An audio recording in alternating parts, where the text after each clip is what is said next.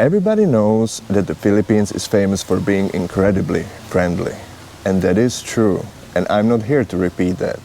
What I want to talk about is what drives it, about the rules that make this whole social system work. Most people from outside come here, see a warm smile, and think it's just a passive good nature or endless supply of easygoing patience. But it's not really like that. What looks like endless tolerance is actually a line in the sand. You just can't see it until you cross it. And trust me, most people don't realize how fast atmosphere changes until they are already way over their head. People make this mistake because they are looking at this culture through the lens of back home. Take for example where I'm from, the Eastern Europe.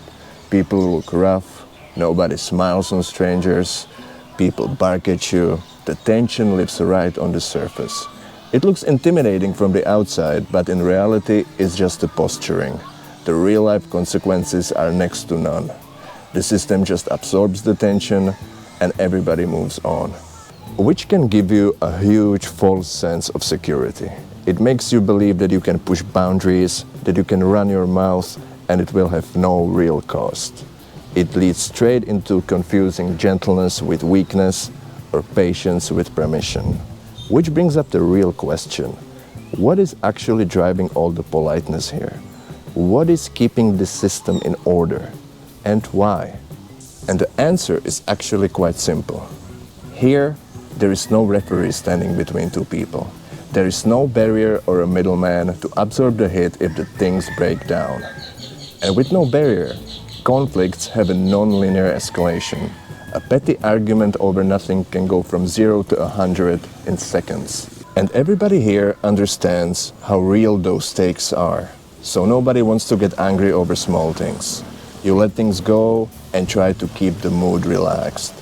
The easygoing behavior, the gentleness, the smiling through tension is not a weakness. It's a collective, mature agreement to keep the peace. And so when somebody breaks the rules here, they are making a big mistake. People here are not nice because they are harmless. They are nice because they know the fallout is real. And when you realize that, you stop taking the niceness for granted. You realize that maintaining the peace takes far more strength than starting a fight. And there's a massive lesson to be learned here. Back home, people clash over nothing just to prove a point. Here, keeping the room calm is valued much more than winning an argument. So when you experience that kind of warmth here, don't just take it for granted. Respect the social effort that keeps it alive and let the small things go.